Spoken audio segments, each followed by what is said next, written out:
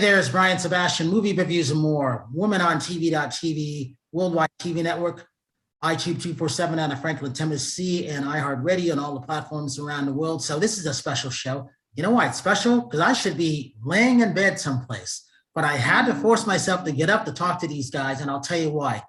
It's all about helping independent filmmakers, those actors. These are very, very important. You guys don't get your due, and no matter what I was going to, I'm like, I got to do this.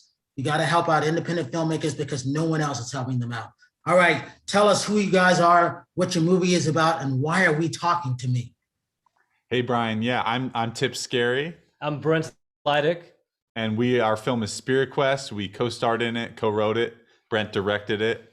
And it follows two buddies who go out to the desert to trip on shrooms and deal with some of the problems going on in their life. So yeah, Brian, thank you so much for making the effort and having us on. We're really excited to talk to you. Yeah.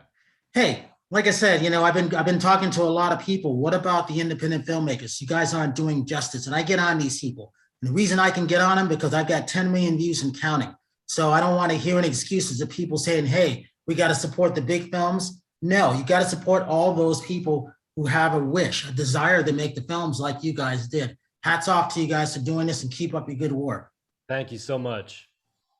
Talk about how difficult was it to do this? It's not easy making films now. It wasn't even easy making films 5 years ago for independent artists.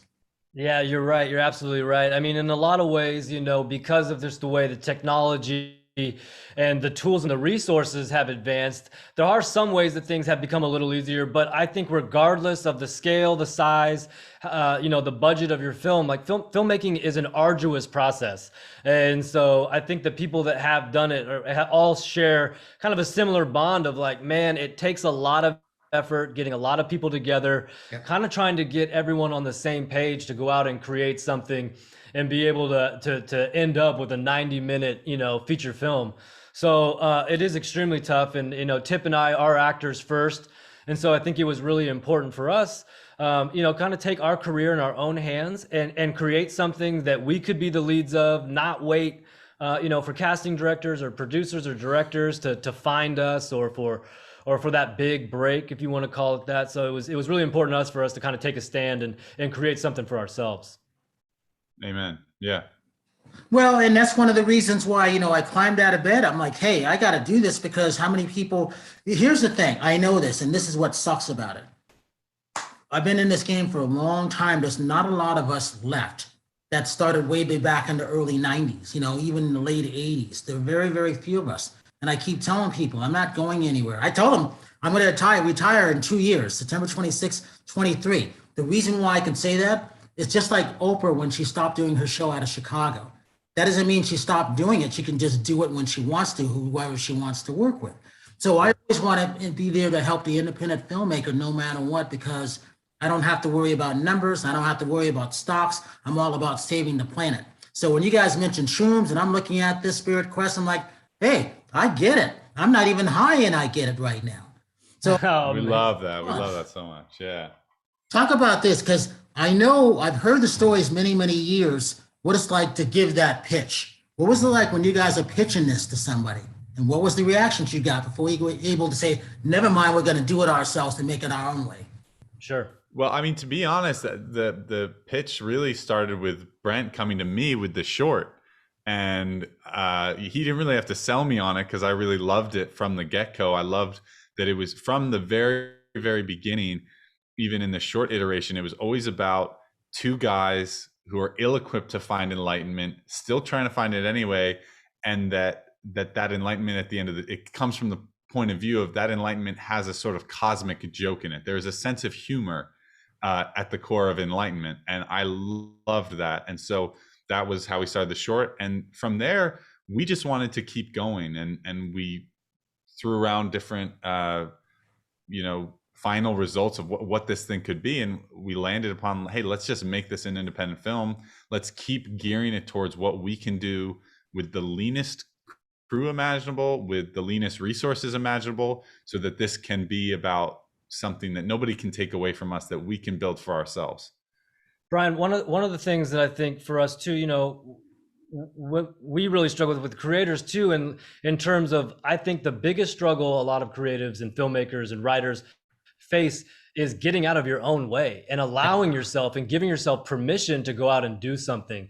So I think this was really for us, and we had been working in this industry for 10 plus years, and seeing so many people being like, oh, well, I can't go out and make this because we're not going to be able to get this budget, or how am I going to get into the room to pitch this thing? So seeing that, and it's knowing, it was really important for us to be intentional. Like, here's an idea and a script that we know that we can go out and do ourselves, and to incorporate that into the writing and incorporate the scenery. And that was why we chose the desert and kind of a mushroom trip that gave us that playground, as Tip likes to kind of say a lot, is it gave us the permission in the playground to go in a lot of different directions and get amazing production value, get huge kind of scale and scope for the movie that a lot of independent filmmakings on our scale and budget aren't able to get. And so I think it was just really important about knowing what we were trying to do from the beginning, and then going out and executing it from there. So when you put it on, you put away the actor's cap, and then you put on the directing and the producing and everything like that. That's a whole different ballgame, because then again, you got to get on the phone and start making those phone calls to get the money to come in. Talk about that aspect of things. I do this, and the reason I say this, I'm not that filmmaker, but I've had to do what you guys went through to do it for my show, get those smaller sponsors. I went after my own sponsors so I can relate to how tough that is, if that makes sense. Absolutely. Yeah. And it is. I mean, it's a total different side of the brain, really, And so for me, when I first moved out to Los Angeles, I came out here to be an actor, and I kind of saw that there was two paths that I could take. And one was, go on auditions and kind of be a waiter or another gig, kind of just like part-time, but then, or I could go in and try to get into production and network and meet people and kind of see how everything works. I mean, something that really stuck with me a long time ago was Tom Cruise talked about how he was so important for him to learn every single job that happens on set, and to understand every single mechanical aspect of those people's jobs. And so I chose that route and have been in production, for the last 15 years, and on the producing side, still with this idea of, I'm going to somehow produce my way into an on-camera career, or get myself into these films and these roles that I want to be in. And so that's where I think all that experience really paid off in terms of knowing how to budget, knowing how much things cost, knowing how to location scout, knowing who the right people are to find the permits, and, all of that kind of other side, business side of your brain that is kind of, not used when you're writing or acting or actually in the creative process. You're so right. I remember my partner, Montague Pope LaBelle, saying, Brian, you have to know how to do everything. I'm like, I'm just going to hire someone to do all the stuff. And he was right. He's my good friend. He's part of all the stuff that we're doing. But the reason he said that is exactly what you said.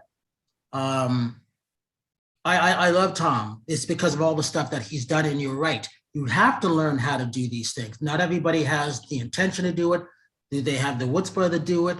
And it's a lot of work. And if you don't want to put in that work, it's not going to go anywhere. And again, this is the reason why I got out of bed to talk to you guys, because I know how hard it was to do these things, to get it out there. It's not easy. So I don't take things for granted for like that, because it's no different from how I did my shows. The only reason I got 10 million views a day and counting is because the girls, the team that I met. I say, I don't want to always be out there in the front. I want to be behind the scenes, but you have to learn how to do everything. And it is really, really true. And it is grueling. And I tell people it's a marathon, not a sprint, right? Yep. Yep, absolutely. Yeah, it's a marathon where you're solving puzzles as you go too, because not only are you tired from it, but then you hit a wall, and it's like, how are we going to do this? But this is a place where I think we were really lucky is, when you have a collaborator who, I learned so much from Brent, and we also just, one of our little secret, aces up our sleeves was like, you're saying you have to get out of your head to get out of your own way. One, it really helps to have a collaborator to do that. And two, to have a platform, like our very story is about getting out of your own head. So you're kind of constantly looking at the mirror with what you're doing. And those are two ways that you are constantly giving yourself permission to step forward and step forward again. Yeah. So that when it comes to like, well, okay, how are we going to do what, you know, I was involved in some of the music, finding locations, all these things that all these questions we had to answer. We had these sort of guiding principles, and then we also had one another to bounce these ideas off of. So if one of us was kind of in a rut, the other one could be like, oh, no, I think I see a way out of here. And we could kind of find that. So that was a huge boon to us. So here's the other thing. So now the film is completed. Now this hard work of your babies is being born. What people forget about filmmakers, now they have to go out and market it. And they don't always have that marketing budget. And I always tell people, because what I do is I interview those Tom Cruises and everything like that. And it was interesting to hear the stories throughout the years that I never forgot. I always knew I was going to be in that position to help promote people's films, no matter what it is. It's the book, CD, or whatever the case is. I didn't know a lot of them would be friends. So what I hate is having them have the wrong information or where the wrong place to go. Because you guys realize having the right information, working with the right people in the right location is really crucial, isn't it? Huge. Yeah, absolutely. And then when it comes to having that, what have you guys learned about the promotional aspects of stuff? Because I don't really teach you this part. You find out on your own. Absolutely, Yeah, man. yeah. I mean, I feel like I could, at this point, both of us could probably have, you know, social media manager or publicist, you know, promotions on our resumes. Obviously, we've got David, who's doing such a great job for us too. But Yeah. it is, I mean, it's like the producing. It's a whole other side of the business and a side of the brain that you have to do, and you have to figure out, all right, well, what is a compact way, an easy way to get the point of this movie across, and how to find those niche audience. And especially for us as independent filmmakers, and specifically with Spirit Quest, you know, we've got a kind of a niche demographic, and we definitely feel like the audience is there, but it's about us finding them and getting this out in front of them. The good news is that this is a story that we love to tell. And I think, you know, again, we were like hitting a wall, like, man, okay, we have this movie. We love this movie. We want people to experience all of this movie. And really what it was, I think a big breakthrough for us in terms of the promotional aspect of it was the same way you tell a story, one step at a time. Well, this is just telling the story again. Like every time you go through it, when you write it, you're telling the story. Then you shoot it. Okay, now we're telling the story again. Then you edit it. Now we're telling again. And then the promotional, now we're telling it a fourth time. And you just have to have the patience to say, okay, we're going to go back to the beginning. This is new to people. We've been living with this for, you know, a few years at this point, Right. But other people don't know anything. So we can't just dump it all in their laps. They're going to be lost. We have to have the patience to not only do this one step at a time, but to have the patience to get excited about doing it one step at a time and see where the story takes us this time. And Right. and because of that, we've had kind of a lot of fun, you know, as much as, again, it is a lot of work or whatever, but we've been able to have a lot of fun, like retelling the story one step at a time with specific images or little clips, you know, and seeing how that teases out and gets people excited. So yeah. So talk about this. For each of you, what's a favorite scene in this movie? I've never asked this question before, because my friend used to always ask these questions when we were doing a lot of one-on-ones with, like I said, a Tom Cruise or a Tom Hanks. And that was always his question. But for this one, I had to ask this question because I'm all about enlightenment. Yeah. Oh, man. For 32 years. So enlightenment to me means something to me. What's the favorite scene in there for each one of you? Well, I'll tell you, for me, I absolutely love kind of the throwback scene to the 70s era bandits or robbers that happened in kind of like an Airstream or a Jetstream trailer. I mean, Tip did such a great job. I mean, the idea behind kind of them and the Friars was kind of facing the different versions of yourselves. I mean, in real life, we all play different versions. We're playing versions as actors talking to you now, and then we'll go home and be dads later. And then there's, you know, young versions of Brent and Tip that as we grew up. So that was the idea, was to kind of look at two different versions and how you kind of face those in your real life. And so to be able to put on mustaches and fake wigs and to kind of, you know, play, for me, I felt like it was really, for Tip, as he was writing, Quentin Tarantino-esque in terms of the dialogue. And so it was just so much fun to get to be that Barry and Randall character. Yeah. I love that scene too. That was a really, really fun one. And then I'll drop the other one for me, which is the scene when we're on the bicycles. And I love that one because it's so fun. The 70s and the monks, that's like a real exercise in play and imagination. And what I love about the bike scene is that it's a real exercise in reality. Like we were really biking in the middle of the night in LA. And so the inevitability of that, the undeniability of that, and the fact that we get to have both this sort of totally out there, totally suspend your disbelief moment, and then to have this other moment where, watch it and let it sink in that this is, parts of this are completely real, and that's really special.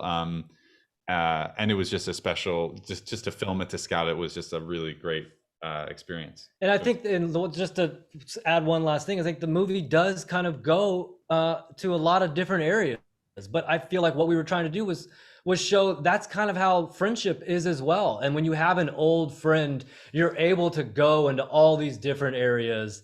And so this through line in the bike scene did such a great job of really, that to us is the heart, is the core of the friendship. And that's where you see that this is lifelong and you can go through thick and thin and the highs and lows. So I think that was just so important for us.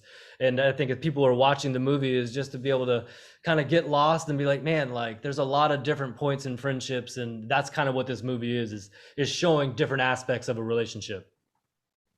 Where do you take the movie now? Where's it going to head to?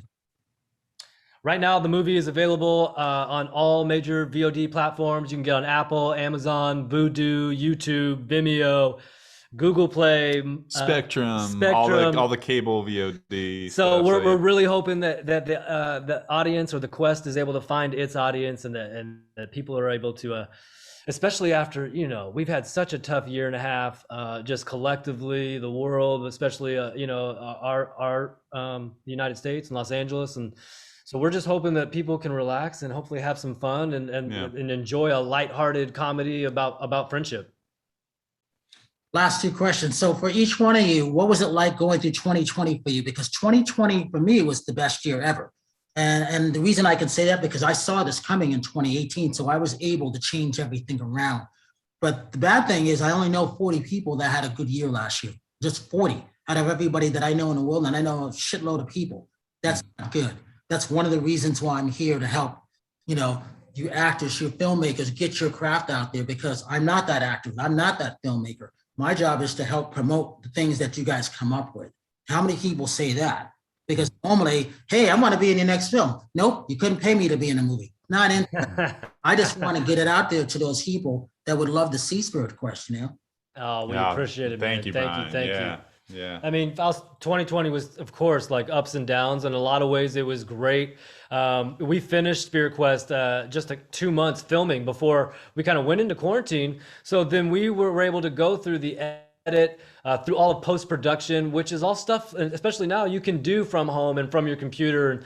And so working with the composer and Tip creating music, and it really allowed us to have a lot of time to make the creative choices in post. And then two, I also, the last day of shooting, Brian, I'll tell you a quick story. We were getting ready to go prep. We were prepping, getting ready to go to shoot the last day in the desert. My wife was 9 months pregnant, and she called me that morning, and she was going into labor. So we had to cancel everything, put everything on hold. And then, obviously we had a little boy who was healthy and it was beautiful. And then about a month later, we went out and finished shooting the film. And so, but then too, going back to 2020, I mean, I spent most of the year as a stay-at-home dad watching this little boy grow up. And honestly, I can't imagine another, just time, where I'd be able to do that, where work is kind of shut down and you're forced really to just be there and enjoy family and see this little boy grow up. So it was definitely 50-50 or more 80-20, I guess, in the positive side. Good for you. I think, beautiful. Like, I think we had this, for me, just to put another spin on it, of like the year where you realize that good doesn't cancel out bad and bad doesn't cancel out good. These things happen at the same time, just like the sun's shining on one half of the world and it's dark as night on the other half of the world, or storms, whatever metaphor you want to use. You're looking around, you're seeing people struggling, you're seeing people you love. I feel like I know so many people who, in addition to our national issues going on, in addition to COVID, they were dealing with like deeply personal, close family members, someone, And that's really hard to see. And I definitely had some of that. And then also I had my second daughter born, you know, so that's, you have the good and the bad, and you just try to like let it all be there, you know, without, I don't know, too much judgment on it or something, and Yeah. just try to, you know, hold it all. You I gotta mean, hold yeah, it and all. then we had the quest to fall back on the whole Yeah. year. I mean, and really, I mean, it's a comedy, and it's not, I mean, you know, obviously we know what it means to us and stuff, but Yeah. if there was a way to sum it all up, it's about enjoying the moment and really being present in all relationships in your life, your friendships, and how you are in the world with the environment. I mean, it's really important. And it's not a new thing, but being here right now is just such a huge thing. So thank you, Yeah. Brian, for being here with us. Amen. Hey, I mean, like I said, it's about you guys. It's about helping out because again, a lot of people won't recover from 2019. Never mind last year, 2020. Yeah. You know, I have a bunch of people coming on our Tuesday night live shows, and I think what I'm gonna do, I'm gonna see if I can find a slot for you guys for Tuesday night live shows. I like you guys. Oh, that's awesome. Night live shows, we're at 1.7 million views and only 45 shows. So it's not even a year yet. Oh, wow. Fabulous. Too many. But I like your energy. I like what you guys have done. So I'll find a spot for you. It might be December, but I'll find a spot, you know. Great. We would love Great. it. We'd Yeah. love to Like I talk said, to you more. Yeah, man. The girls would love to see your film, you Oh, know. awesome. And so Fabulous. last question. Give you social media links. And again, the outlets where the people can see it on. You can never say it enough. 100%. I'm Brent Lydic. You can find me on Instagram at Brent Lydic. And then you can also find the film at Spirit Quest, the movie, on Instagram. It's available now on Apple, Amazon, Vudu, Google Play, Microsoft. You can also get it on DVD and Blu-ray. Yeah. And I'm Tip Scarry on social at Tip Scarry. And yeah, come find the movie, please. Spirit Quest. It's fun comedy. It's goofy. It's silly. It's a little deep at times, but in a real easy way. Thank you, Brian. This is awesome, man. Really appreciate you. Hey, I want to thank you guys. And as I always say to people, you know, you have a better night tonight and a better day tomorrow. And if you see someone without a smile, please give them one of yours because the world needs it. I'm Brian Sebastian. This is Movie Reviews and More, and we will see you next week.